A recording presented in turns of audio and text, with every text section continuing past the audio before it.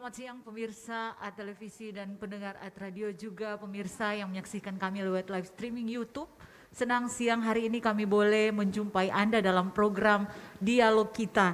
Dan pada saat ini kami sudah berada dan bersiaran langsung dari Mapolda Papua. Kami menyiapkan satu topik untuk kita bahas secara bersama-sama dan tentunya sudah menghadirkan juga sejumlah narasumber yang kompeten. Kita akan langsung saja memulai dialog kita pada siang hari ini, dan untuk tema dialog saya sampaikan langsung adalah vaksin sukses Papua sehat. Dan sebelum kita akan berbincang-bincang, saya akan memperkenalkan dulu para narasumber yang sudah boleh hadir pada siang hari ini. Yang pertama Bapak Kapolda Papua, Bapak Irjen Polisi Matius D. Fakiri SIK. Selamat siang Bapak. Selamat siang Mbak Cindy. Apa kabar Bapak? Alhamdulillah baik. Sehat Bapak. Ya, di tengah sekarang ini masih PPKM di Papua dan dalam situasi dan kondisi pandemi COVID-19, bagaimana aktivitasnya Bapak sehari-hari? Ya, aktivitasnya yang pertama tentunya dengan menjaga imun, yaitu berolahraga, makan yang cukup, istirahat yang cukup, dan tetap selalu menjaga jarak dan memakai masker. Itu. Siap. Dan selanjutnya di sebelahnya Bapak Kapolda ada Bapak Welian R. Manderi SIP MSI.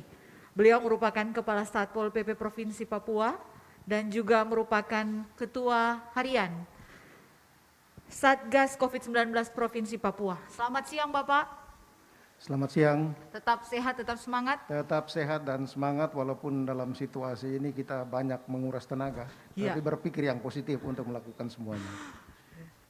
Luar biasa. Dan selanjutnya ada Bapak Christian Sohilait. Dalam hal ini beliau merupakan pemerhati pendidikan. Selamat siang Bapak, tetap sehat Bapak. Selamat siang Mbak Cindy, tetap sehat. Tetap sehat, tetap luar biasa. Siap. Ya, dan selanjutnya yang ada di meja sebelah sana, yang ada di depan saya ini, ada Dr. Aron Rumainum. Beliau ini merupakan Kepala Bidang P2P Dinas Kesehatan Provinsi Papua, dan kita tahu bersama beliau juga merupakan orang pertama yang divaksin di Provinsi Papua. Selamat siang Bapak. Selamat siang Cindy. Tetap sehat? Sehat, luar biasa. Setelah divaksin kita tetap sehat ya Bapak? Sehat, sudah vaksin 3 kali sejak Maret, tetap sehat. Oh, sudah vaksin 3 kali, luar biasa. Dan selanjutnya ada Bapak Pendeta Jimmy Koirewa STH. Beliau merupakan Ketua Asosiasi Pendeta Indonesia Provinsi Papua. Selamat siang Bapak Pendeta. Siang Mbak. Bagaimana kegiatan Cindy di atas? Kegiatan pemeriksaan kesehatan masih berlangsung untuk para pendeta, dan terima kasih kepada Bapak Kapolda. Para pendeta lagi medical check up semua. Jadi Bapak sendiri sudah diperiksa sehat Bapak? Ya, saya sehat, dan jika Tuhan mengizinkan hari Jumat besok kita akan vaksin. Siap para pendeta. Divaksin. Luar biasa. Dan selanjutnya di meja sebelah sini juga ada dari sekolah-sekolah, ada siswa sekolah, ada pembinanya juga. Ibu Suryani Manulang, pembina OSIS SMA Negeri 2 Jayapura. Selamat siang Ibu. Selamat siang Mbak Cindy. Bagaimana kegiatan persekolahan sekarang? Ya, kita karena PPKM dan COVID ini kita masih daring, seperti itu. Masih daring, ya, luar biasa. Dan di sebelah Ibu ada Adi Suryani Manulang, mohon maaf, Febriani Dimara, siswa SMA Negeri 2 Jayapura. Iya. Bagaimana Adi, sudah divaksin? Sudah. Berapa kali divaksin? Sudah 2 kali. Luar biasa, sudah 2 kali divaksin. Sekarang akan menjadi duta vaksin pastinya ya. Amin. Dan kemudian ada Adrian Afar dari SMK Negeri 3 Teknologi dan Rekayasa Jayapura. Siap ya. Bagaimana, sudah divaksin? Siap, sudah. Tetap sehat sampai sekarang? Tetap sehat. Tetap sehat. Dan pemirsa, itulah dia mereka-mereka yang akan menjadi narasumber kita pada sore hari ini. Dan sekali lagi kami bersiaran langsung dari Mapolda Papua, dan topik yang akan kita bahas bersama siang ini adalah vaksin sukses Papua sehat. Saat ini saya akan langsung ke Bapak Kapolda Papua. Kita tahu bersama Bapak Polda Papua juga saat ini atau selama beberapa waktu ini mengadakan kegiatan vaksin Dan pada saat ini juga sementara melakukan medical check up, ada kegiatan yang dilaksanakan di atas saat ini, medical check up oleh hamba-hamba Tuhan, dan akan dilanjutkan juga dengan kegiatan vaksin. Mungkin Pak Kapolda bisa menjelaskan, menceritakan sedikit terkait hal ini, juga terkait kegiatan vaksin yang dilaksanakan oleh Polda Papua. Silakan. Baik, terima kasih. Selamat siang, salam sehat, salam sejahtera untuk kita semua yang ada di tanah Papua khususnya. Tentunya Polda Papua bagian dari pemerintah yang kita dianjurkan untuk segera melakukan kegiatan secara bersama-sama, baik pemerintah, TNI dan Polri, untuk melaksanakan gebiar vaksin yang termasuk di Provinsi Papua. Dari perintah inilah Polda Papua mengambil peran untuk bersama-sama dengan rekan-rekan dari pemerintah Provinsi Papua, tentunya Bapak Gubernur, melalui Dinas Pendidikan, kita bekerja sama untuk coba mencari cara untuk vaksin ini bisa kita hadirkan langsung dari tempat-tempat atau rumah-rumah untuk menyentuh masyarakat. Mudah-mudahan dengan kita datang itu bisa makin lama banyak yang mau untuk vaksin. Sehingga kerjasama ini saya menyambut positif, bekerjasama dengan Dinas Pendidikan, dan kita setelah melakukan di beberapa sekolah, nanti akan dijelaskan oleh pemerhati pendidikan. Yang berikut, kami juga mengambil bagian dengan para hamba-hamba Tuhan. Tentunya saya berharap nanti dengan para hamba Tuhan juga ini kita melakukan dulu screening awal, yaitu pemeriksaan kesehatan supaya menghilangkan rasa keraguan. Karena itu nanti secara medis juga nanti kan ada Dr. Aaron nanti. Kita memastikan mereka dalam kondisi sehat supaya bagi yang nanti bersedia untuk divaksin akan dilaksanakan oleh tim kita bersama-sama pemerintah daerah, TNI, Polri. Nah, itulah hal-hal yang sudah kita lakukan dan saya bersyukur ini disambut positif oleh pemerintah daerah melalui Dinas Pendidikan dan juga dari para hamba-hamba Tuhan, yaitu melalui FKUB yang telah kita akan memulai. Mudah-mudahan ini akan menambah sumbangsi bagi jumlah vaksin masyarakat yang mau divaksin di tanah Papua. Kita prioritaskan utama mungkin yang lebih gencar nanti di 4 klaster utama yang akan kita melaksanakan PON. Mudah-mudahan dengan kita gencar melaksanakan ini, yang sekarang sudah hampir rata-rata 45%, mungkin nanti data lengkap ada dari Pak Dr. Aaron, itu bisa di bulan berikut sudah bisa kita pastikan ya mudah-mudahan bisa dapat 70-80%. Dan kita bisa sama-sama nonton PON di tanah Papua. Kira-kira begitu Mbak Cindy. Baik, dan kita ke Dr. Aaron dulu atau dari gugus tugas untuk datanya mungkin ya Pak. Kita ingin tahu datanya sekarang seperti apa dan hasil dari PPKM ini seperti apa yang sudah berlangsung hampir 1 bulan ini. Ya, baik. Mungkin dapat saya sampaikan kondisi terakhir kita per tanggal 23 Agustus kemarin, bahwa yang terkonfirmasi itu sebanyak 40.740. 40.740 orang yang terkonfirmasi. Lalu yang sembuh itu 33.706, 82,7%. 2 minggu lalu 77%. Ini ada peningkatan kesembuhan. Lalu yang dirawat 5.920. Itu sudah turun juga ke 14,5%. Lalu yang meninggal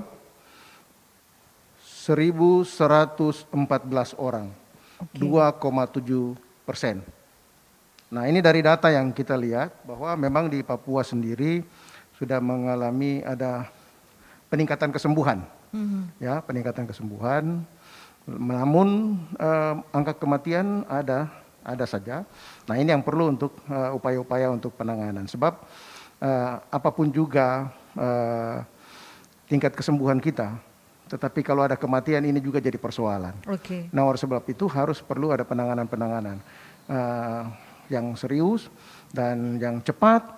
Tentunya teman-teman di kesehatan sudah melakukan ini, baik di bidang pencegahan dan penanganan. Namun yang lebih penting adalah bagaimana kesadaran masyarakat. Itu yang sangat penting, kesadaran masyarakat, disiplin masyarakat.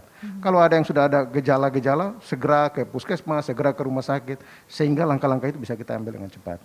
Perkembangan ini kita 2 bulan terakhir ini, dari bulan Mei dan Juni, kita turun, tetapi hari ini ya bersyukur karena semua langkah-langkah yang sudah diambil, baik kolaborasi antara pemerintah, TNI dan Polri, untuk melakukan langkah-langkah untuk pencegahan dan vaksinasi, ini juga membuahkan hasil, termasuk pendisiplinan kita untuk pembatasan, pencegahan, penyekatan dan lain-lain semua, termasuk ganjil genap. Ini juga merupakan cara-cara kita untuk bagaimana kita menurunkan angka ini.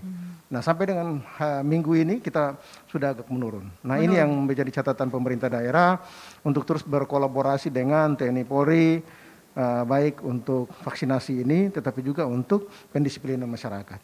Baik, dan apakah Dr. Aaron, apakah target penurunan angka COVID-19 ini memenuhi target dari pemerintah daerah sendiri ketika melakukan PPKM, ketika melaksanakan PPKM? Apakah ini memenuhi target penurunan yang ditentukan, yang diharapkan? Baik, Mbak Cindy, jadi saya kira memenuhi target. Saya termasuk salah satu yang tukang memakamkan pasien COVID di Buper. Kami biasa mengatakan Bukit Air Mata. Hari-hari ini sepi sekali orang yang dimakamkan karena COVID.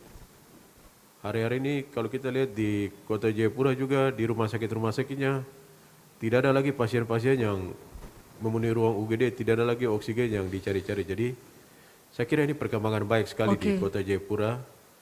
Dari hasil usaha dari semua yang komponen yang ada di Kota Jayapura ini, terutama dari masyarakat yang tadi Bapak Satgas bilang. Kita bersyukur karena saya kira kita bisa siap untuk menghadapi PON dan Peparnas. Dan vaksinasi yang dilakukan pada saat tenang begini itu bagus. Kalau vaksinasi yang dilakukan pada saat bulan Juli, lagi tinggi-tingginya, Juni itu Delta ada. Kami harap sekarang ini kelihatannya Delta ini lagi sepi.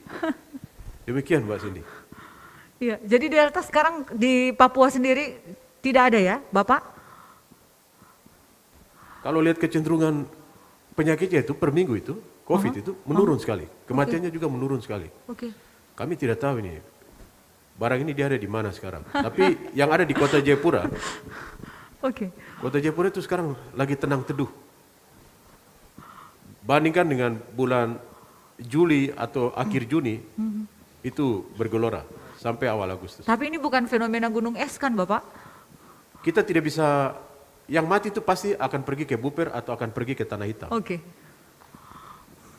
Kita belajar dari negara-negara yang cakupannya di atas 70% seperti Jepang yang melakukan Olimpiade atau Inggris yang terlibat dalam Piala Eropa.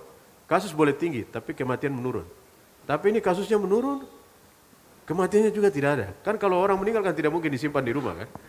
Jadi memang lagi sepi, banyak teman-teman di Buper itu, mereka nganggur sekarang akhir-akhir ini. Baik. Bisa ditanggapi Pak William? Mungkin berkaitan dengan PPKM itu dampaknya besar sekali.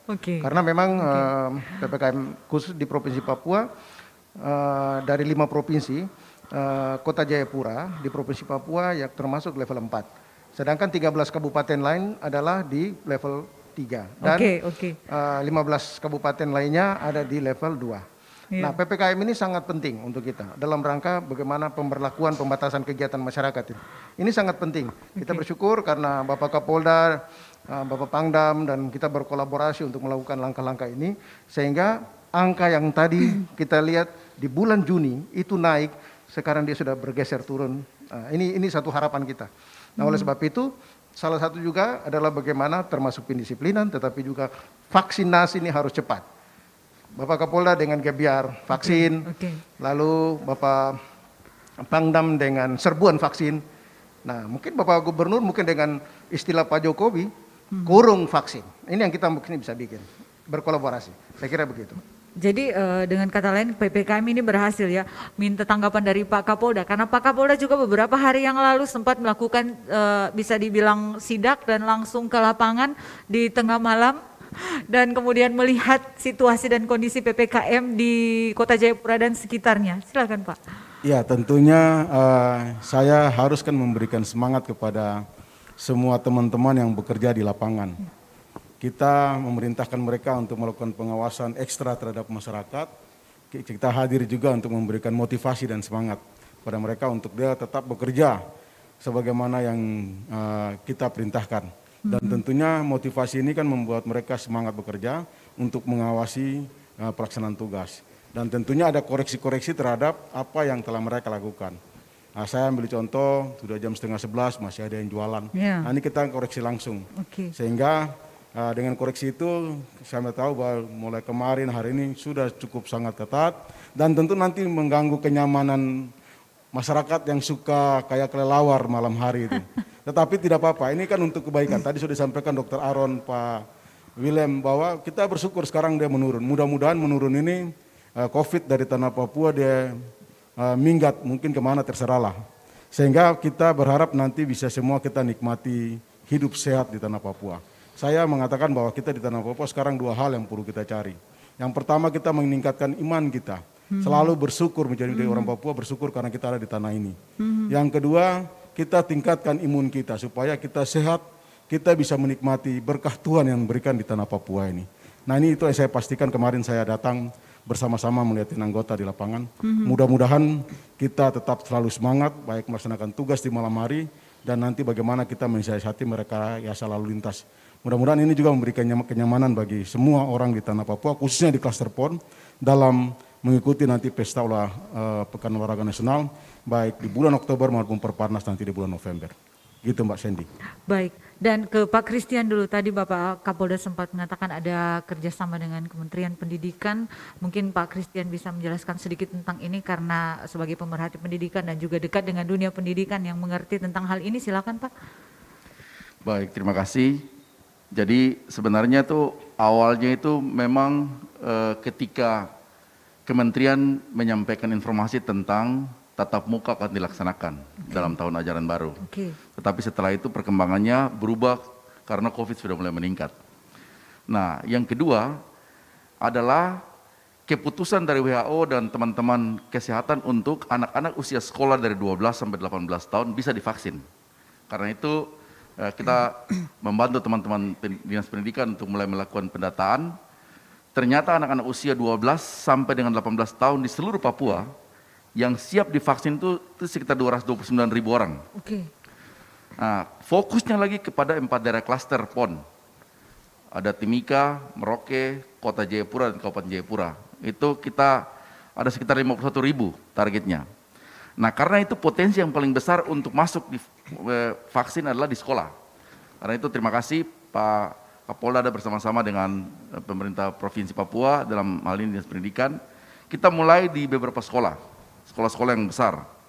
Jadi mulai, karena mereka jumlah sekolah kan cukup banyak. Jadi kita mulai, kemarin sudah di SMA Negeri 2, itu kita hampir tembus 800. Kemudian ada di STM Kota Raja, itu 600 lebih. Kemudian kemarin lagi, bikin di Entrop, itu SMA 4, itu juga hampir 600. Jadi tekniknya itu kita fokus di satu sekolah, lalu lihat sekolah-sekolah yang jumlah mahasiswanya sedikit, itu mereka gabung. Mereka gabung ya. Jadi begitu. Dan ini akan bikin lagi di Kampung Harapan, gitu, mereka gabung begitu. Supaya terfokus di situ. Itu keuntungan pertama. Keuntungan yang kedua, sebenarnya prosesnya kan kita sudah mulai dari menyampaikan informasi kepada murid. Supaya dia sampaikan kepada orang tua. Karena ini kan anak-anak, jadi memang kita harus butuh izin dari orang tua. Ya, izin dari orang tua. Setelah orang tuanya memberikan izin, baru mulai kita sampaikan informasi ini ke teman-teman Polda untuk menyiapkan tenaga kesehatan dan jumlah vaksin. Nah, itu kita punya keuntungan pertama itu karena mereka banyak di sekolah. Keuntungan yang kedua sebenarnya anak sekolah ini mereka akan menjadi semacam informan bagi kita, juru bicara pemerintah kepada orang tua atau orang lain yang memang hari ini masih bersikeras. Kita punya masalah itu kan di pendidikan itu kan sebenarnya anak-anak tidak mau vaksin itu sebenarnya hanya ada 3. Pertama tuh karena mereka takut jarum suntik, betul. Yang kedua, mereka mungkin ada yang sakit, tapi jumlahnya sedikit sekali karena ini anak usia muda Jadi jumlah mungkin yang punya sakit bawaan itu sedikit sekali, persentasenya kecil. Tapi yang ketiga ini yang cukup besar, yaitu hoax. Nah, karena itu mungkin nanti sebentar adik-adik yang sudah vaksin mereka akan kasih testimoni. Nah, mereka yang sudah vaksin mereka akan menjadi duta kepada teman-teman yang lain dan kepada lingkungan mereka. Dan saya lihat memang itu menolong sekali. Kita dapat informasi dari beberapa sekolah-sekolah, mereka tanya kapan lagi mau divaksin, kapan lagi mau divaksin. Itu kan tanda bahwa animo sudah mulai meningkat. Nah, kita bersyukur target ini bisa tercukupi dalam beberapa waktu sebelum PON. Nah, terakhir itu kan waktu PON nanti akan dilibatkan banyak anak-anak sekolah. Dalam seluruh cabang-cabang olahraga akan dilibatkan banyak anak sekolah. Nah, kalau vaksin sebagai syarat, maka sebenarnya anak sekolah hari ini sudah mulai siap. Anak sekolah di usia itu, khususnya di empat klaster.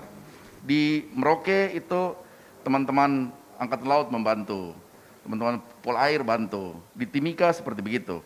Nah, karena itu kita harap sebelum PON ini banyak anak-anak bisa tervaksin. Tetapi untuk jangka panjang, ketika sekolah nanti sudah benar-benar buka dan tatap muka, maka anak-anak ini sudah aman. Untuk dirinya sendiri, tapi juga untuk lingkungan sekolahnya. Saya pikir itu. Oke, iya. Dan kita langsung saja akan bertanya kepada adik-adik yang sudah hadir dan ada pembinanya juga. Bu, bagaimana pengaturannya di sekolah? Bagaimana mengumpulkan, jangan sampai ketika dikumpulkan ada yang lari-lari mungkin nggak mau disuntik karena takut jarum suntik. Gimana Ibu? Sama seperti Bapak Christian bilang tadi, bahwa kita biasanya menyampaikan informasi, biasanya ada dari dinas bahwa vaksin dan akan ada diadakan tatap muka. Kemudian tentu kita koordinasi kepada orang tua. Di situ kita biasanya ada grup para kelas, berarti di situ dengan orang tua kita kasih keterangan bahwa untuk menghadapi pembelajaran tatap muka anak-anak harus vaksin. Karena guru-guru juga diwajibkan 90% itu harus vaksin baru bisa tatap muka. Dan kebetulan kami di SMA Negeri 2 95% itu sudah pada vaksin. Jadi kita hanya membutuhkan feedback dari orang tua. Kalau orang tua izinkan, makanya kemarin diadakan vaksin dan itu ada koordinasi dengan pemerintah daerah, Dinas Pendidikan dan Polda bahwa sudah melaksanakan 2 kali vaksin di SMA Negeri 2 dan puji Tuhan itu ada animo dari siswa dan masyarakat setempat dan itu ada kalau siswa ada sepertiga, kami ada 1.200-an itu yang vaksin khusus di SMA Negeri 2 ada sepertiga dari jumlah dan yang lain memang sudah ada di luar daripada di SMA Negeri 2 seperti itu. Dan orang tua sendiri bagaimana? Apa ada yang menolak atau lebih banyak yang mengizinkan? Ya tentu itu ada yang menolak ya alasannya satu mungkin ada tadi yang hoax tadi, kedua mungkin ada penyakit bawaan dari peserta didik yang padahal kita bilang dia bisa konsultasi ke dokter, bisa tidak untuk vaksin. Dan kita sebagai guru dan pendidik kita tidak bisa memaksa, itu kembali kepada orang tua dan anak tersebut. Seperti itu. Sekarang kita ke adik-adik yang sudah divaksin ini. Bagaimana setelah vaksin? Apakah ada merasakan sakit atau efek-efek tertentu? Izin sebelumnya, kalau saat vaksin pertama, efeknya efek biasa kayak lapar, ngantuk gitu. Mengantuk dan lapar ya? Iya. Cuman itu saja? Kalau setelah vaksin kedua cuma rasa perih-perih aja, terus besoknya udah nggak kenapa-napa. Perih di pergelangan pastinya? Iya, bekas disuntiknya. Jadi aman ya setelah divaksin. Dan silakan, bagaimana rasanya ketika divaksin? Bicara, setelah divaksin ya rasa tangan pegal-pegal, rasa mengantuk, rasa lapar, itu timbul. Tidak sakit, tapi tidak sakit. Siap, tidak sakit. Sempat mengajak teman-teman yang lain untuk vaksin, yang belum vaksin mungkin takut, tapi ada teman-temannya yang tidak mau vaksin? Siap, ada. Banyak? Lumayan. Kenapa? Mungkin mereka mendengar hoax yang tidak. Hoax lagi ya? Iya. Oke. Baik. Ya, ternyata bapak-bapak ini masalah hoax ini sangat Sangat serius, ini adalah hal yang sangat serius. Nah, bagaimana penanggulangannya, bagaimana penindakannya, apakah hoax-hoax ini ya orang-orang yang ada di baliknya bisa dihukum, bisa dikenakan sanksi, itu seperti apa? Pak Kapolda mungkin pertama. Ya, tentunya berkaitan dengan hoax ini kan ada aturan yang di dalamnya kan undang-undang ITE itu kan mengatur itu. Namun kita juga diminta dalam menerapkan itu harus kita memberikan edukasi dulu. Jadi tidak serta-merta kita melakukan penegakan hukum. Sehingga di beberapa waktu lalu saya selaku Kapolda telah mengingatkan melalui media massa dan beberapa kali saya sampaikan untuk setiap orang di tanah Papua, setiap intelektual yang menyampaikan apa-apa berkaitan dengan COVID maupun vaksin itu menggunakan akal sehatnya. Kalau dia tidak mau vaksin, jangan memberikan berita hoax atau menghasut yang lain. Karena Anda melanggar aturan undang-undang. Ini sudah sering kita lakukan. Next time apabila masih terus dia melakukan, tentunya dari jajaran Polda Papua kan kita sedang memonitor semua cyber patroli cyber itu. Apabila nanti Anda masih mengulang, kita akan tindak sesuai aturan hukum yang berlaku. Kira-kira itu Mbak Sandy. Baik, dan sekarang kita ke Bapak Pendeta. Di sini ada Bapak Pendeta Jimmy, Ketua API Provinsi Papua. Iya, Pendeta, bisa juga menanggapi soal masalah hoax tadi, dan sebagai tokoh agama tentunya sangat berperan juga dalam memberikan edukasi, dalam memberikan pemahaman kepada umat agar supaya tidak sampai terkena hoax yang saat ini memang merajalela. Apalagi sekarang kan media sosial bisa diakses, sangat mudah diakses dan semua orang memainkan media sosial. Nah, bagaimana dari tokoh-tokoh agama sendiri untuk bisa turut berperan dalam hal ini, dan mungkin bisa sedikit memberikan juga tanggapannya terkait kegiatan yang dilakukan oleh Polda Papua Medical Check Up yang menyasar tokoh-tokoh agama yang ada di Provinsi Papua. Silakan Pak Pendeta. Baik, terima kasih. Di API kita ada 2 target, yaitu pertama target Papua Sehat dan kedua target PON. Ini target jangka panjang, yaitu Papua Sehat, dan PON itu jangka pendek. Jujur saya akui bahwa memang hoax, di Papua ini ada 2 virus yang berbahaya. Virus pertama COVID-19, kedua itu hoax. Nah, jadi kita para pendeta ini termakan. Memang ada pendeta yang secara jujur ada yang menjadi korban, bukan korban, tapi mereka dipanggil pulang oleh Tuhan karena COVID-19. Tapi yang lebih parah lagi, ada banyak pendeta yang termakan dengan virus yang kedua tadi itu, yang namanya hoax itu. Jadi ini bahkan pendeta juga bisa termakan hoax ya Bapak? Ya, seperti begitu. Sepertinya karena saya baru hari Jumat besok baru vaksin.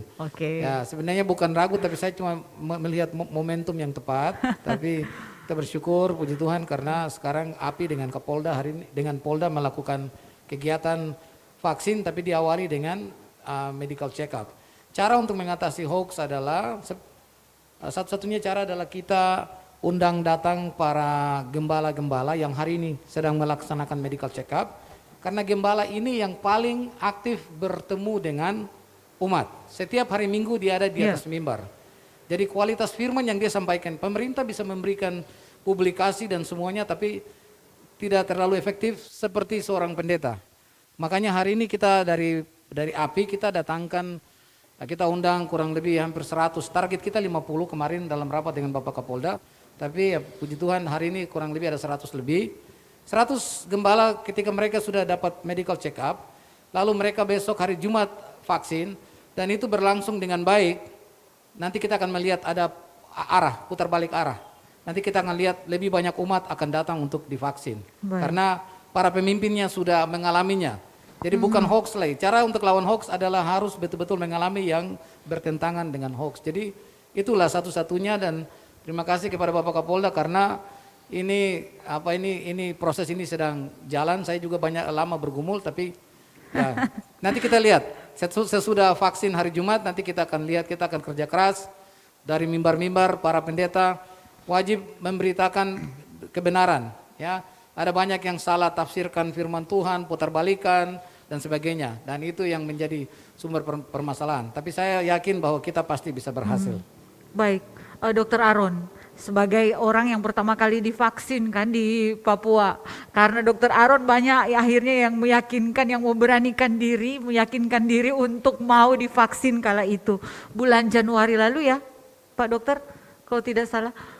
Iya, dan sudah beberapa bulan akhirnya banyak yang divaksin, tapi Pak Dokter ternyata masih banyak juga yang punya banyak pertimbangan, terkena hoaks. Bagaimana Pak Dokter melihat ini dari Dinas Pendidikan juga, seperti apa melihat hal ini?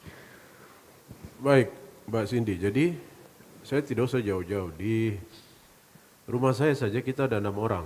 Oke. Saya, istri, anak SMA, anak SMP, dan 2 anak, 1 SD dan 1 belum sekolah. Oke.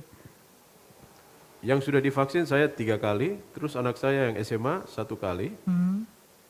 Terus anak saya yang SMP saya sudah sosialisasi dulu, dia tidak mau divaksin karena dia sudah kena 1 kali di Januari, tapi kemudian dia kena lagi. Jadi yang istri saya sama anak yang kecil yang tidak bisa divaksin, mereka juga sudah dapat. Tujuan vaksin kan antivirus, kita dapat antivirus saat kebal COVID atau antibody. Ya. Jadi saya dapat dari vaksin, dari virus COVID itu yang sudah dimatikan dalam bentuk vaksin Sinovac. Tapi istri saya dapat dari virus COVID hidup. Artinya mereka semua 5 orang itu semua kena COVID hidup. Jadi mereka sudah ya. Jadi sebenarnya antibody antivirus ini kita suka tidak suka, mau tidak mau, percaya tidak percaya, di situasi pandemi yang tidak tahu kapan berakhir, kita pasti akan dapat antibody atau antivirus.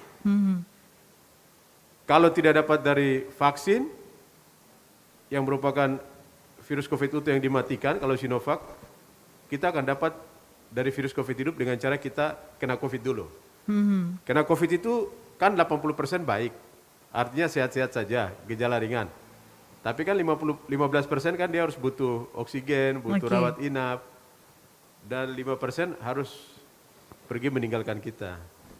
Jadi sebenarnya itu pilihan, kalau saya menganggap kita memang tidak bisa memaksa. Apalagi orang yang sudah takut. Karena di ajaran agama kita itu, apa yang kau takutkan itu yang akan menimpamu. Terus sama kuasa perkataan. Jadi kalau memang dia meyakini, kalau dia disuntik dia akan mati, saya memang akan memilih untuk tidak menyuntik dia. Saya bilang tidak usah, karena apa yang dia katakan, apa yang dia percaya. Kalau dia disuntik nanti dia mati, saya pikir mending kita fokus. Di Kota Jayapura ini banyak yang belum divaksin, jadi kita fokus saja pada orang-orang yang belum divaksin, yang membutuhkan vaksin dulu. Demikian sini. Pak William, sekarang sudah berapa persen tadi Bapak untuk yang divaksin di Provinsi Papua dan untuk Kota Jayapura? Ya mungkin kalau secara Papua, nanti Dr. Aaron yang sampaikan, vaksin kita sampai dengan saat ini, kalau secara umum mungkin sekitar 16% ya. Ya Pak Aaron ya? Ya sudah. 16% ya. Papua? 16%.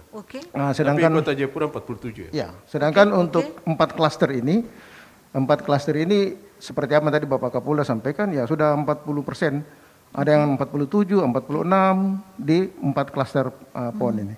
Jadi saya pikir apa yang tadi disampaikan oleh Bapak Kapolda, pemerintah daerah dalam hal ini Bapak Gubernur menyampaikan beberapa waktu yang lalu untuk semua orang harus divaksin secara umum.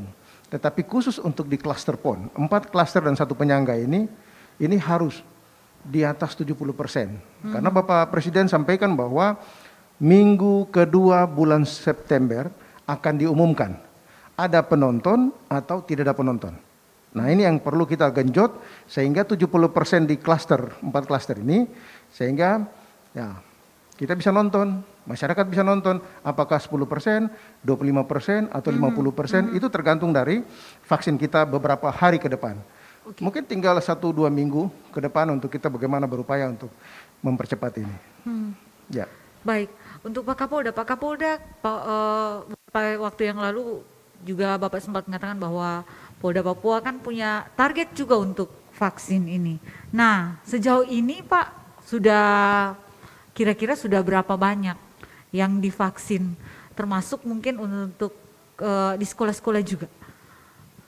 Ya ini kalau secara menyeluruh saya tidak terlalu hafal datanya. Tetapi kalau ngambil dari anak sekolah, saya baca kemarin sudah hampir 4.000 ya Pak, kita melaksanakan vaksin bekerjasama dan Dinas Pendidikan. Tentunya kita berharap ini kan bisa menyumbangkan berapa banyak vaksin yang dilakukan oleh pemerintah daerah. Karena memang target kita kan paling tidak bisa mencapai 70% supaya bisa mencapai herd immunity. Dengan demikian kalau bisa mencapai ke situ, ya kita bisa ya paling tidak ya bisa tarik napas sedikit lah, lega. Nah, dengan kegiatan-kegiatan ini tentunya yang paling penting kan edukasi. Nah, kita harus menggunakan cara yang cepat biar nanti meminjam tangan orang lain untuk memberikan kontribusi bagi lingkungannya, keluarganya, untuk bisa sama-sama mari kita lakukan vaksin ini. Ya memang perlu terobosan-terobosan yang perlu kerja bersama, bukan satu orang kerja bersama. Ini hebat kita semua yang ada di Provinsi Papua. Bukan karena hebatnya TNI Polri saja, tetapi dengan pemerintah. Dan yang paling penting tadi ada edukasi sehingga masyarakat, ya kita menggunakan caranya juga tadi yang punya umat ini kan dari hamba Tuhan. Kalau nanti semua bisa bekerja sama dalam satu yang titik itu saja, ya Papua yang kita berharap itu nanti bisa mempunyai imun yang baik dan iman yang bagus, itu bisa terwujud. Saya ya mempercayai itu. Baik, terima kasih Pak Kapolda. Pak Christian, apakah dari pihak pendidikan sendiri punya kiat sosialisasi atau edukasi-edukasi untuk anak-anak sekolah ini yang akan dilakukan secara nyata, karena ternyata ketika sekarang vaksin sudah berjalan untuk anak-anak sekolah, akan tetapi masih banyak juga ternyata yang ya baik orang tuanya yang tidak mengizinkan ataupun anaknya sendiri yang takut karena kena hoax. Nah, pendekatan seperti apa, sosialisasi seperti apa yang dilakukan? Ya baik, terima kasih. Memang awalnya itu memang kita pakai murni hanya guru yang menyampaikan informasi kepada anak sekolah, karena memang di Papua ini kan dari 29 kabupaten kota kan 14 itu kan masih daring, 14 kabupaten kota, 15 luring. Yang daring itu informasinya kan harus disampaikan dari guru kepada anak-anak lewat Zoom, begitu.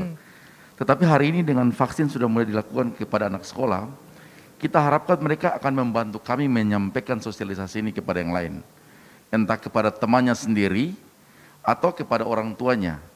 Nah, dan itu kita lihat dia punya peningkatan cukup pesat dengan bantuan anak-anak yang sudah divaksin. Kita rasa sekali. Ini kan vaksin yang dilakukan di anak sekolah ini kan tidak semata-mata mereka lakukan di sekolah, tidak. Kalau anak-anak sekolah yang jumlahnya sedikit, itu mereka langsung di puskesmas. Atau ada juga yang ikut di beberapa lembaga yang bikin kegiatan-kegiatan yang mereka lakukan di kantor kabupaten, kantor distrik, begitu. Nah, selain itu kita sebenarnya punya target lain, yaitu ada anak-anak usia juga yang usia masuk perguruan tinggi. Dan kita sudah lakukan pendekatan juga dengan 46 perguruan tinggi, dan saya dapat informasi mungkin hari Jumat nanti itu ada beberapa perguruan tinggi yang bergabung lagi. Mereka cukup banyak, siswa perguruan tinggi 46, kota saja ini ada 17, itu mungkin hampir 10.000 sampai 20.000 orang bisa dapat dari total 48.000 jumlah siswa ini. Jadi cukup besar.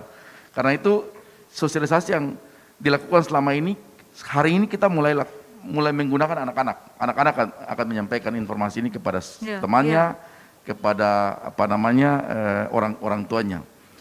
Kemarin kita punya pengalaman waktu guru-guru, kita punya guru-guru kan 22.000 itu pertama itu UNICEF dan Dinas Kesehatan sampaikan informasi hanya ada 7% saja. Tetapi setelah 1 minggu kami mulai lakukan sosialisasi baik dan bantuan teman-teman, naik sampai hari ini tembus sudah 71%. Itu artinya bahwa kita bisa lakukan. Caranya bagaimana? Guru-guru yang sudah vaksin mereka pergi cerita ke teman-teman yang lain. Dan siswa-siswa kita harap juga begitu. Ini kan siswa 12 sampai 18 tahun itu dia ada di kelas 6 SD, ada, kemudian SMP 1 kelas 2 kelas 3 dan SMA kelas 1 kelas 2 kelas 3, begitu. Jadi itu yang kita pakai. Terima kasih. Baik,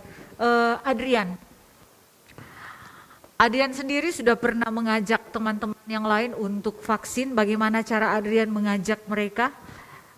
Siap, sudah. Pertama kan ceritanya keesokan harinya mau vaksin. Iya. Terus sebelumnya saya memutuskan untuk tidak divaksin. Oke. Setelah karena takut mungkin. Setelah malam berdoa tidur. Oh, berdoa, oke. Ya, berdoa tidur, bangun pagi, rasa kepercayaan mau ingin divaksin. Udah. Bicara dengan orang tua, akhirnya orang tua setuju ke sekolah divaksin. Dan sebelum ke sekolah ajak teman juga, karena teman sama-sama tidak mau, jadi ke rumahnya ajak dan dia juga mau, jadi akhirnya sama-sama ke sekolah. Jadi pernah mengajak untuk vaksin, luar biasa. Febriani bagaimana? Pernah mengajak teman untuk vaksin, bagaimana cara Febriani meyakinkan temannya? Iya pernah, waktu setelah divaksin kan cerita sama teman-teman di grup WhatsApp, cerita habis divaksin, terus mereka nanya rasanya kayak gimana ya, saya ceritakan cuma rasa pusing aja, terus rasa pegel, terus lapar, ngantuk gitu aja. Terus teman-teman ada juga yang sempat pertamanya takut, tapi setelah diceritain nggak apa-apa kok, biasa aja. Terus setelah ada kegiatan vaksinasi di sekolah, akhirnya mereka ikut.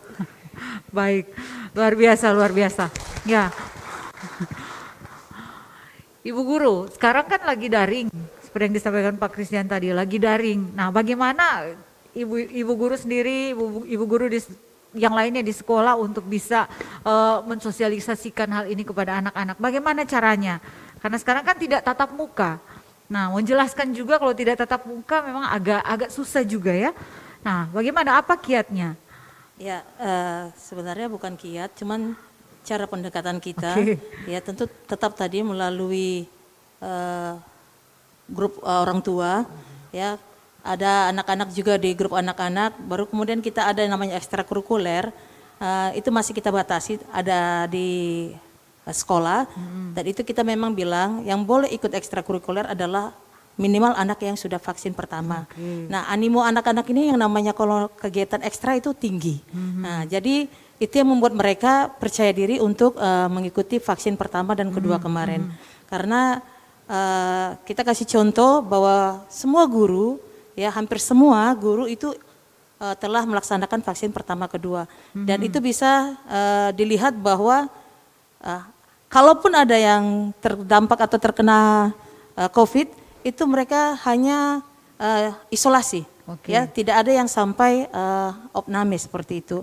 Dan itu memang yang rata-rata isoman itu yang sudah melewati vaksin 1 dan vaksin 2.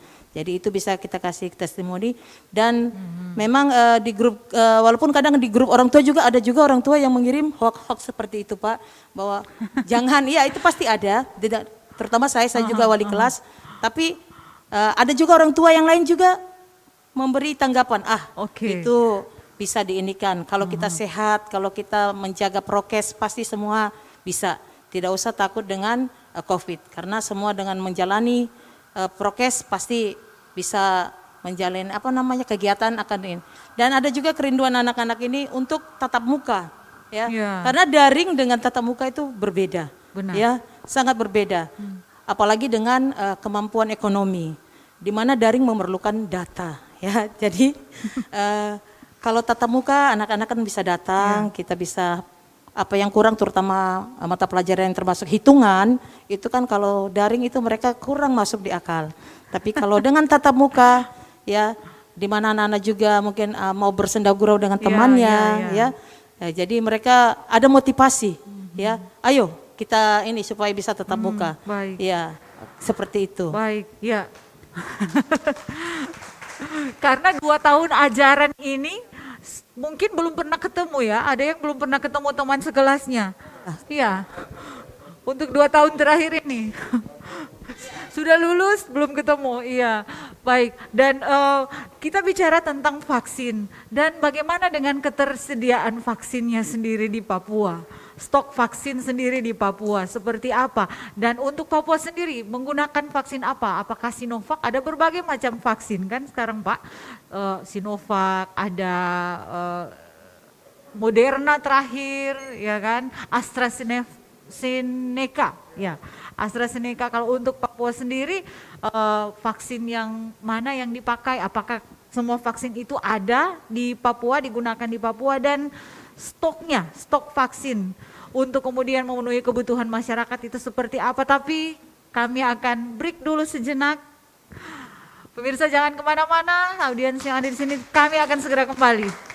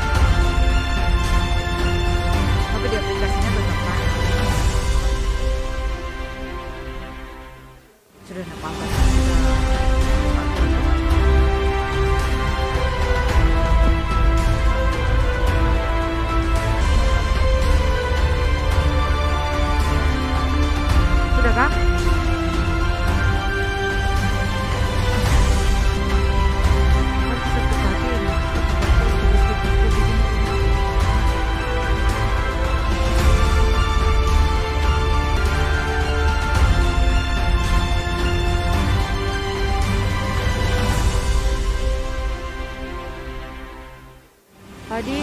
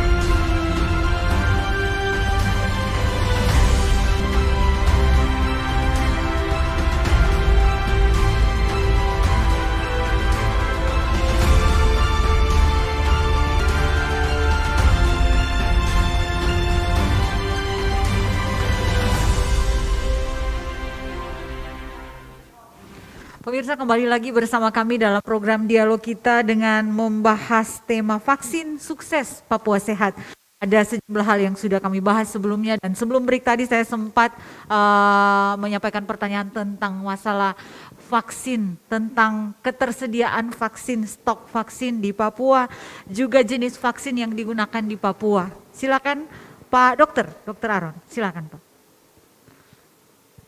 Baik, Mbak Cindy. Jadi vaksin yang terbanyak kami gunakan itu adalah Sinovac.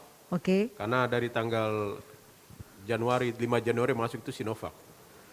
Dan penggunaan Sinovac sampai hari ini sudah 659.209 suntikan. Okay. Tapi ketersediaannya itu 1.375.000 dosis. Jadi dibanding suntikan, dibanding jumlah dosis itu ada sekitar 48%. Tapi ada juga vaksin AstraZeneca. Biasanya teman-teman dari TNI, sebagian Polri mereka gunakan. Itu digunakan sudah 16.000. Okay. Ada juga vaksin Sinovac. Sinovac juga 16.000, tapi hanya untuk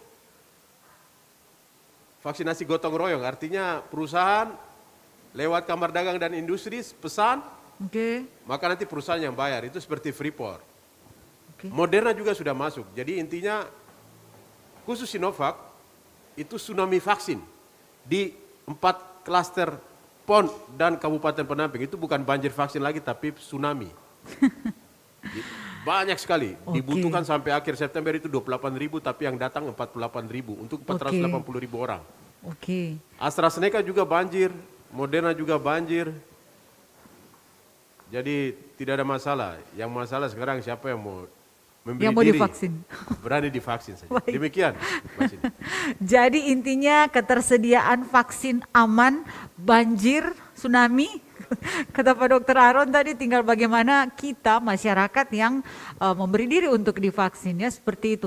Nah Pak Dokter, saya ingin bertanya, apakah ketika kita divaksin pertama adalah vaksin Sinovac, dan kemudian vaksin kedua itu apa harus Sinovac atau bisa vaksin yang lain? Karena masyarakat juga bertanya-tanya soal ini. Ini, jadi Sinovac, ada banyak jenis vaksin tadi Mbak Cindy bilang. Iya. Ada Sinovac, ada Moderna, ada Pfizer, ada AstraZeneca, tapi ada Sinovac. Sinovac oke, untuk perusahaan. Jadi kita itu juga untuk program vaksinasi gotong royong. Kita tidak masuk di situ. Yang kami maksud itu vaksinasi program. Ada Sinovac. Sinovac itu dibuat dari virus COVID utuh yang sudah dimatikan. Itu sama persis dengan vaksin yang kita gunakan waktu kita kecil. Jadi macam Mbak Cindy ini, dulu waktu kecil sudah disuntik DPT HB1, DPT HB2, DPT HB3 atau TT1, TT2, TT3, TT4, TT5, itu mirip-mirip. Jadi memang kalau kita sudah disuntik vaksin pertama Sinovac, sebaiknya vaksin kedua Sinovac. Ada juga Moderna untuk masyarakat umum, vaksin pertama Moderna, vaksin kedua juga Moderna. Ada juga untuk TNI Polri atau masyarakat umum yang mau vaksin dosis pertama AstraZeneca, tapi yang kedua AstraZeneca. Kalau AstraZeneca jaraknya itu antara dosis pertama dan dosis kedua itu 3 bulan. Nah untuk vaksin yang Moderna, AstraZeneca dan Pfizer jauh itu memang dibuat tahun 2020, itu teknologi baru. Jadi efeknya itu, efek sampingnya itu kadang-kadang sedikit lebih keras. Pfizer untuk ya, Pfizer. Jadi seperti saya suntik pilot AMA atau pilot MAF dengan istri-istrinya, ada 9 orang. Saya kasih tahu dulu efek samping AstraZeneca. Dan mereka berpikir, saya kan AstraZeneca dari Inggris, kami juga orang-orang Amerika, orang Inggris, kami sama tuh. Ya sudah, saya suntik mereka dan mereka aman-aman saja. Jadi untuk vaksin-vaksin jenis AstraZeneca atau Moderna itu biasanya kami kasih tahu efek sampingnya. Kayak Moderna kan demamnya lebih kuat, bisa 37,5. Tapi kan nggak boleh minum paracetamol. Kalau minum paracetamol kan nanti efek sampingnya turun. Kalau mereka yakin, jadi nggak? Mereka yakin, ya kita suntik. Terus kalau Moderna ini kan nggak boleh aktivitas olahraga berat dalam 7 hari ke depan kan. Kalau mereka yakin bisa jaga diri, ya sudah kami akan suntik mereka. Tapi kalau Sinovac kan hal yang biasa. Dari kecil kita disuntik vaksin-vaksin jenis kayak gitu. Hari ini kita tidak kena difteri, tidak kena pertusis, tidak kena tetanus. Itu gara-gara jenis vaksin yang sama. Jadi sekali lagi Sinovac dari virus COVID utuh. Tapi kalau Pfizer, dari Moderna, itu dari RNA, jadi lebih kecil lagi. Tapi efeknya lebih, efek kejadian ikutan pasca imunisasi mereka bilang itu lebih kuat. Lalu mana yang baik? Tidak ada jenis vaksin yang baik menurut salah seorang guru besar di Indonesia. Vaksin itu cocok-cocokan. Kalau Mbak sini, oh saya dari Manado, berarti saya mirip barat-barat. Silakan pakai Moderna atau Pfizer atau AstraZeneca. Kalau saya hitam, saya mirip Yunan, saya mirip Cina. Oh saya lebih cocok dengan Sinovac. Saya Sinovac Bapak. Iya. Iya.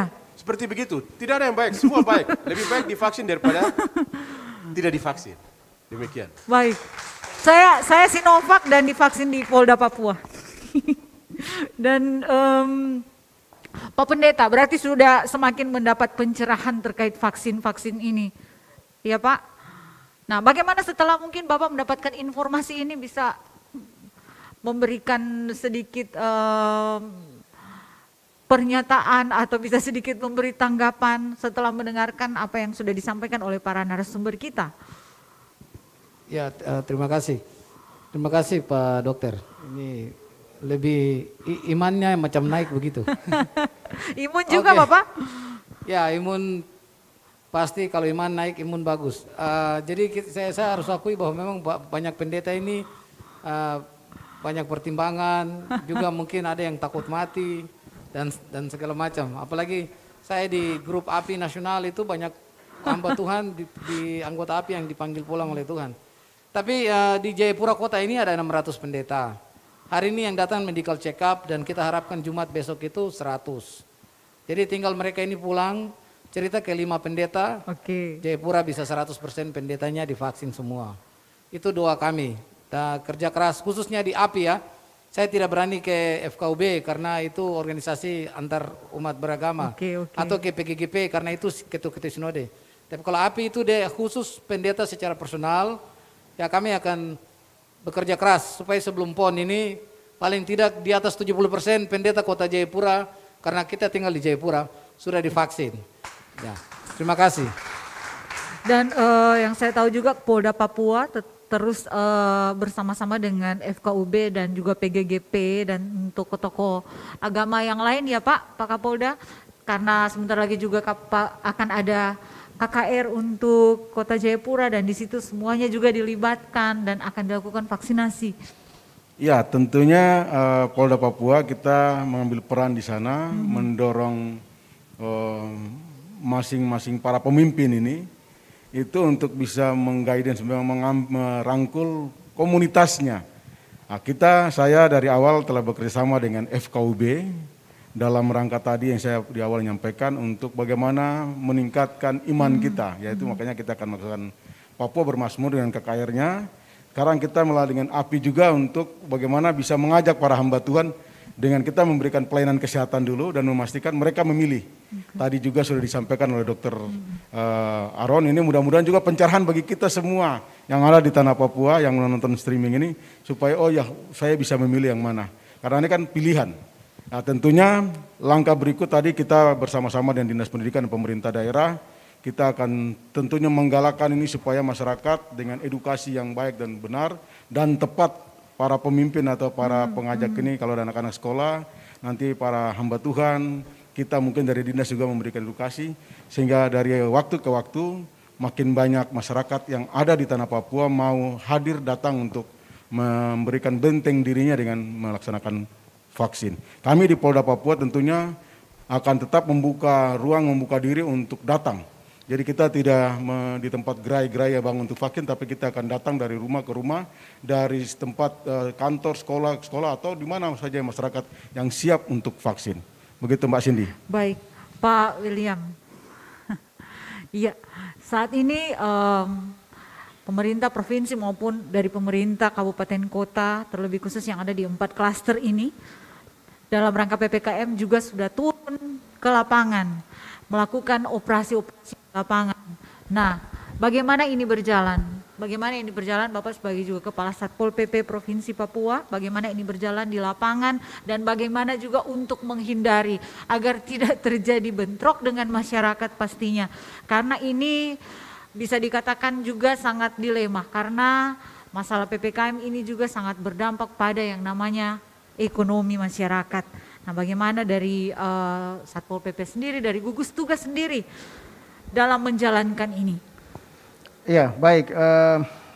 Khusus untuk bagaimana pemberlakuan pembatasan kegiatan masyarakat ini, PPKM ini memang khusus untuk di Provinsi Papua, Kota Jayapura. Nah, ini langkah-langkah yang memang kita ambil bekerja sama dengan Kota Jayapura karena ada di level 4 dan memang setiap waktu dilakukan penegakan upaya pendisiplinan. Yeah.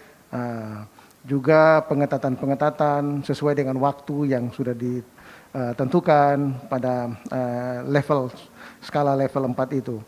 Jadi ini terus kita bekerja sama baik pemerintah provinsi tetapi juga Kota Jayapura dan beberapa kabupaten yang juga ada di level 3 dan level 2 untuk terus melakukan penanganan khususnya untuk pendisiplinan masyarakat ini. Tentunya ada regulasi-regulasi yang dikeluarkan untuk bagaimana pendisiplinan ini, penegakannya. Nah, ini setiap daerah akan melakukan itu. Namun kita di Satpol PP kami juga sudah menyampaikan ke 29 kabupaten dan kota untuk selalu melakukan langkah-langkah penanganan ini dengan persuasif, dengan humanis. Karena beberapa waktu ini ada teman-teman kita di beberapa wilayah lain yang melakukan ini dengan tidak humanis. Nah, itu juga mencoreng Satpol PP sendiri sehingga upaya ini kita boleh angkat khususnya di daerah-daerah yang tidak seperti itu. Nah, kita bisa mengangkat ini supaya nama Satpol PP juga dekat dengan hati masyarakat. Nah, sehingga memang kita bekerja sama dengan TNI dan Polri untuk bagaimana kita melakukan penanganan-penanganan ini. Saya kira di situasi seperti begini tindakan-tindakan yang dilakukan harus tindakan-tindakan yang baik, yang memberi simpati kepada masyarakat. Sehingga tadi masyarakat yang tidak disiplin dengan kehadiran kita, dengan cara kita, dengan gaya kita yang baik, pasti mereka akan melakukan. Tentunya prokes, ya menggunakan masker, lalu mencuci tangan, dan menjaga jarak itu menjadi catatan penting untuk kita semua. Sehingga itu terus setiap waktu, setiap saat kita akan sampaikan. Iya, baik. Terima kasih Pak. Dan untuk kita punya adik-adik ini, ya. Setelah ini bersedia tidak untuk menjadi duta vaksin yang akan menyampaikan kepada teman-teman, kepada orang tua, kepada orang-orang yang ada di sekitar kalian bahwa vaksin itu aman dan halal. Kita harus divaksin agar supaya kita bisa yang pastinya bisa terhindar dari yang nama COVID-19. Kalaupun terkena ya kita sudah punya antibody, ya kan? Dan juga menyampaikan kepada siapapun yang ditemui itu, teman-teman, siapapun untuk bisa divaksin. Siap, bersedia? Silakan.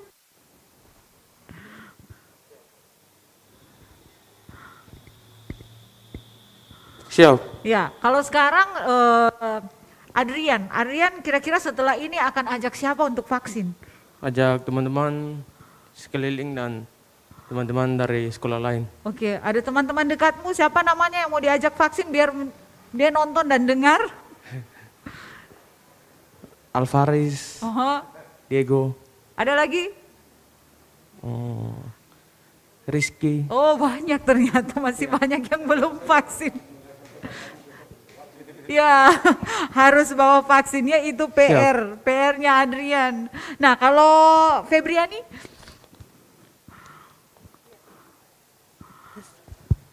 Ya, insya Allah siap. Siap. Kalau di rumah semua sudah divaksin? Sudah, tinggal adik sama tante aja, karena tante ada penyakit bawaan. Oh oke. Jadi siapa yang mau diajak vaksin setelah ini? Teman-teman yang mana? Siapa saja? Teman-teman sekelas yang belum divaksin. Kemarin ada yang bilang mereka takut karena kena hoax juga. Oh, kena hoax lagi. Jadi teman-teman kelas mau diajak vaksin. Namanya? Ada Tasya, ada Sarah. Iya, dan kita harap juga ini bisa mendapatkan dukungan dari para guru sendiri ya. Iya. mendapat dukungan dari para guru-guru juga untuk memberikan motivasi kepada anak-anak ya? Iya, tentu karena kita kan harus melihat ke diri kita. Jadi guru harus menjadi contoh. Berarti guru juga harus bilang, ayo nak, ibu guru sudah divaksin 2 kali saja ini masih sehat seperti itu. Ayo, tidak ada yang perlu diragukan. Karena sekarang itu OTG itu bukan orang apa namanya tanpa gejala, tapi orang tunggu giliran. Kan seperti itu toh. Ya, Pak. Oke. Seperti yang di waktu ada operasi justisi pemerintah Kota Jayapura belum lama ini dan dituliskan OKB. Kalau dulu orang kaya baru, kalau sekarang orang kepala batu.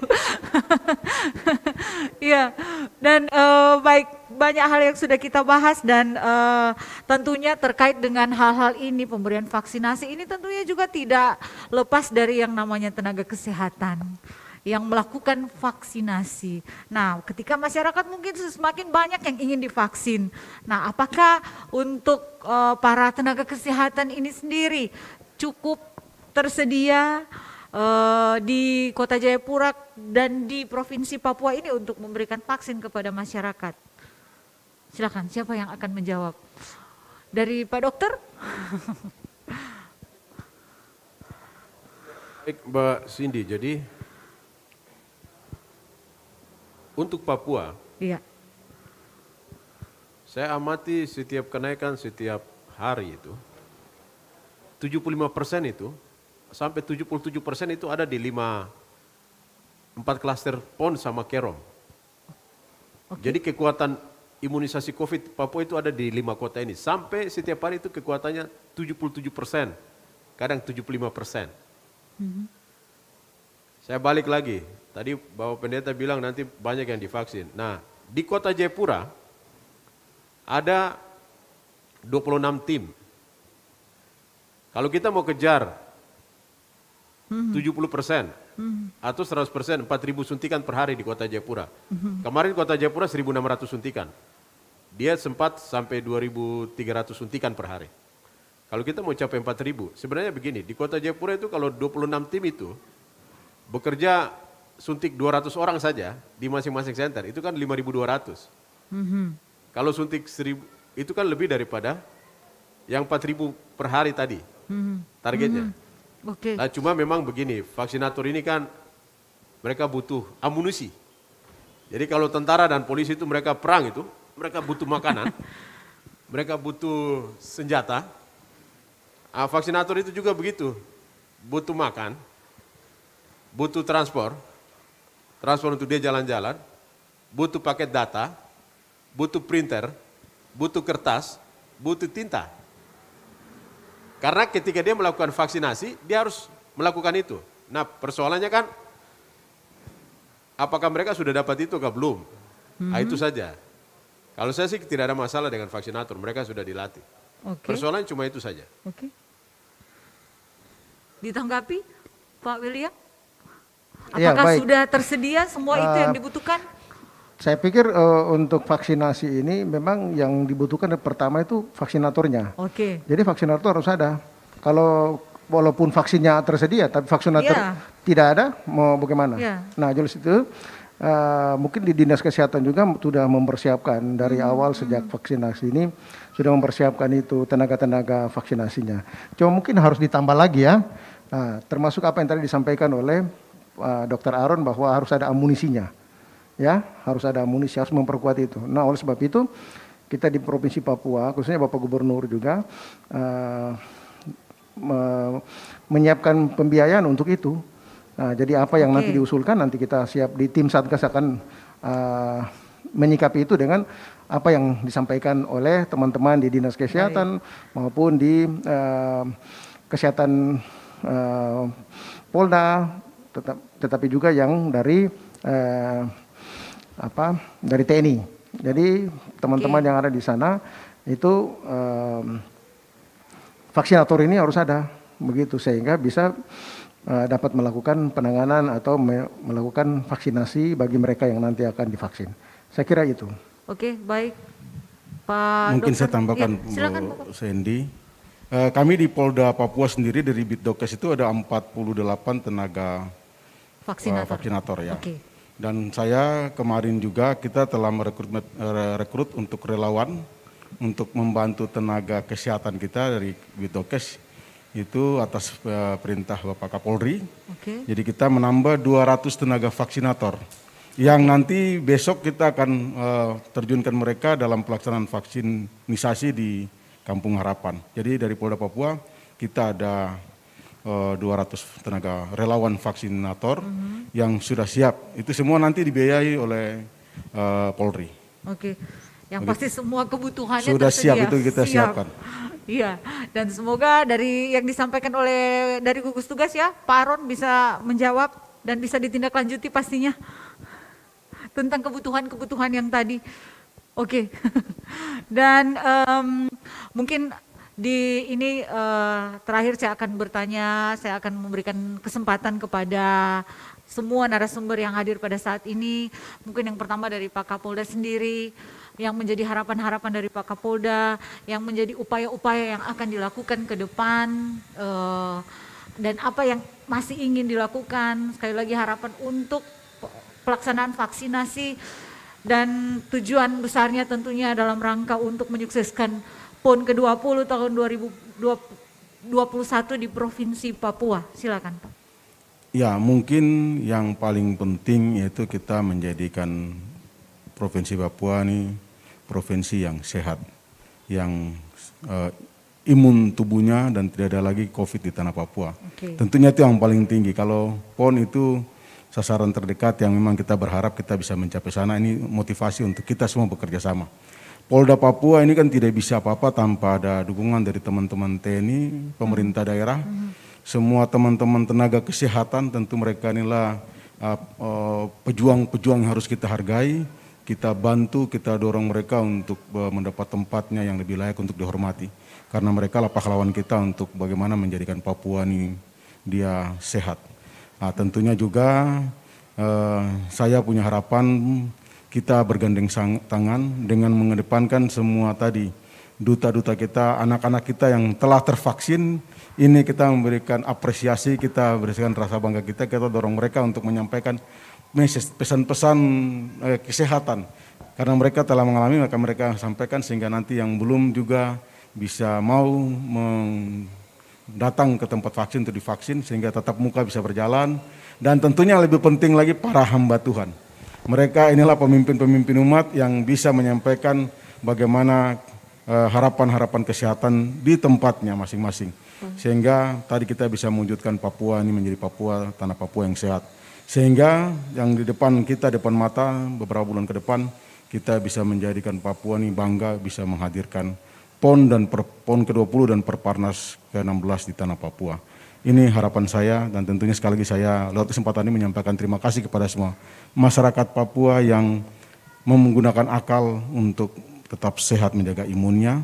Dan terima kasih kepada pemerintah Provinsi Papua lewat Dinas Pendidikan, dari teman-teman yang menangani COVID di Satgas COVID, Dinas Kesehatan yang telah bekerja susah payah untuk menghadirkan sehat di tanah Papua, dan tentunya para hamba-hamba Tuhan yang mau membantu Kapolda untuk mari kita sama-sama memberikan edukasi bagi masyarakat di tanah Papua.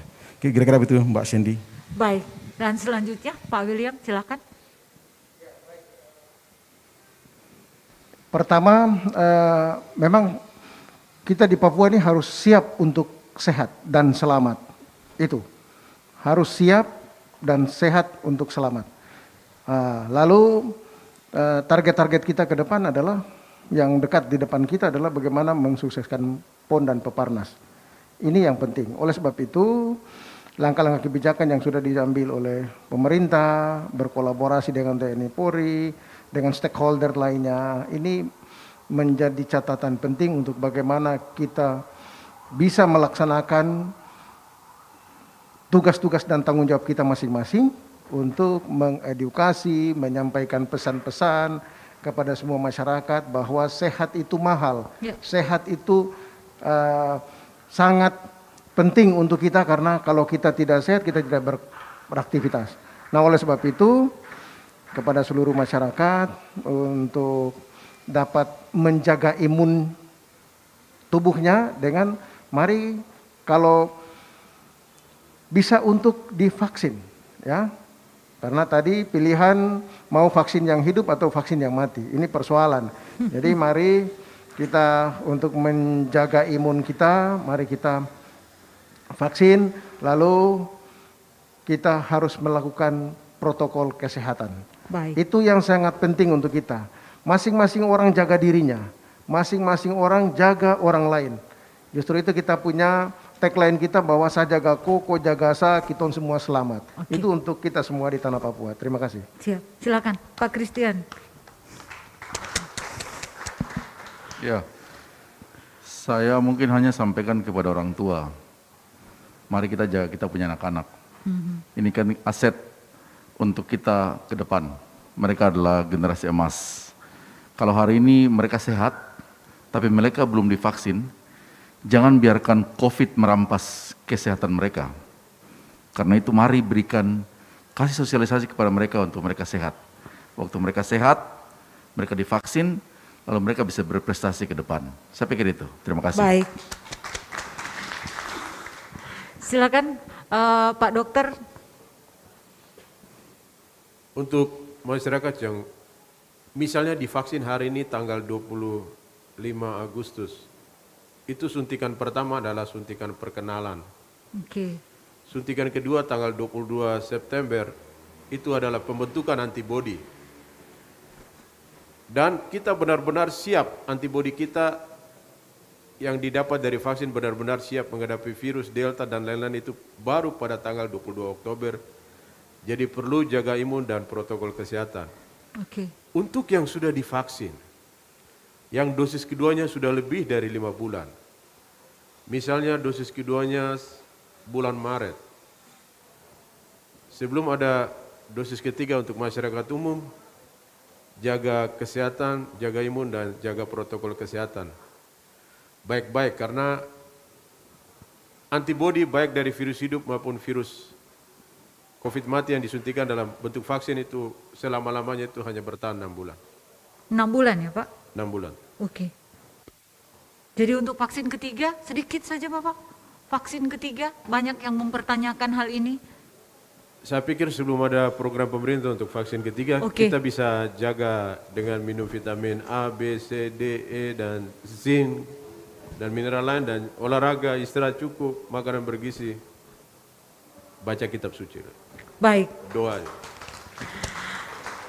Silakan Bapak Pendeta. Pertama, para pendeta di tanah Papua, baik di tingkat provinsi maupun kabupaten kota, kita dukung pelaksanaan PON dan Peparnas. Yang kedua, mari para pendeta di tanah Papua, kota Jayapura secara khusus, kita berhenti menyebarkan hoax atau berita-berita yang sumbernya itu tidak bisa dipertanggungjawabkan. Oke, mari kita menyebarkan Injil. Injil itu Injil damai sejahtera. Jadi kalau kita menyebarkan sesuatu yang tidak sesuai, tidak membawa damai sejahtera kepada umat, maka itu bertentangan dengan Injil. Jadi kita sebagai para pendeta, kita harus menyebarkan segala sesuatu yang mendatangkan damai sejahtera bagi umat Tuhan. Jadi semua berita yang tidak bisa dipertanggungjawabkan, para pendeta harus hentikan. Sehingga umat ini tidak diracuni dengan hal-hal yang justru akan nanti merugikan kita sendiri, yaitu umat Tuhan. Dan yang berikut adalah saya ingin memberikan dorongan kepada pemerintah Provinsi Papua untuk menyediakan, mengalokasikan dana kesehatan untuk medical check up orang Papua. Karena orang Papua ini tidak banyak. Cuma berapa juta, kenapa tidak bisa buat seperti Bapak Kapolda hari ini? Para pendeta bisa di medical check up. Ya, ini saya masukkan kepada Bapak berdua, Bapak bertiga ini ya. Mari pemerintah sediakan dana untuk umat ini, orang Papua ini, mereka medical check up dulu supaya tahu. Jangan sampai sudah meninggal baru kita, nah, jangan. Kita harus tahu hari ini 100 pendeta pulang dengan hasil yang memuaskan. Karena mereka tahu kondisi kesehatan mereka. Saya pikir ini sebuah terobosan yang baik yang perlu dicontohi juga oleh pemerintah provinsi. Siapkan dana untuk mengadakan medical check up. Kalau sudah medical check up, saya yakin dan percaya masyarakat akan mau vaksin. Ya. Terima kasih. Baik, luar biasa. Dan selanjutnya Ibu Guru, mungkin apa yang menjadi harapannya terkait dengan pelaksanaan vaksin ini? Harapan saya sebagai pendidik, ayo Bapak Ibu Guru, mari kita vaksin, mari kita sukseskan kegiatan dari pihak pemerintah supaya terutama untuk Papua kita bisa sehat semuanya dan terselenggara PON yang akan diselenggarakan bulan Oktober ini. Begitu juga dengan anak-anak. Ayo anak, ayo semua pelajar yang ada di Papua, mari kita ikut vaksin nak. Dengan vaksin kita akan sehat. Dengan sehat kita akan belajar tatap muka. Kalau belajar tatap muka, prestasi akan naik. Sehingga tercipta sumber daya manusia Papua yang berkualitas. Ayo, mari. Baik, nah adik-adik dua kita ini, silakan apa yang mau disampaikan ke teman-teman, ke orang tua, ke saudara-saudara yang ada di luar sana. Silakan. Untuk teman-teman semua dan semua orang di luar sana, ayo ikut vaksinasi karena vaksin itu bikin kita sehat dan kita sama-sama jaga imun kita dan juga jaga protokol kesehatan kita. Dan sambil berdoa juga supaya pandemi ini bisa berlalu dan semuanya bisa kembali seperti sedia kala. Luar biasa. Ya, sudah cocok ini ya jadi duta vaksin. Nah silakan Adrian, jangan mau kalah. Harapan saya ke depannya mungkin teman-teman saya bisa divaksin dan tetap menjaga kesehatan mereka agar kedepannya menjadi siswa yang sehat dan bisa belajar tatap muka. Baik, ya. Dan terima kasih kepada semua narasumber yang sudah bersedia untuk berdialog dalam program dialog kita pada siang hari ini menjelang sore hari ini. Terima kasih Pak Kapolda, semoga sukses dalam tugas dan kerjanya. Terima kasih juga Pak William, terima kasih Pak Christian, terima kasih Pak Dokter, Pak Pendeta Jimmy, terima kasih, Adrian, Febriani, dan Ibu Guru Ibu Suryani, terima kasih sudah boleh hadir kita semua. Semoga tetap sehat, sukses dalam melaksanakan tugas dan aktivitas kita masing-masing, dan terima kasih juga kepada seluruh pemirsa di rumah yang sudah bersedia menyaksikan dan bersama-sama dengan kami dalam dialog kali ini. Kiranya apa yang sudah kami perbincangkan bermanfaat untuk Anda. Saya Cindy Koas bersama kru yang bertugas mohon undur diri dari hadapan Anda. Sampai jumpa.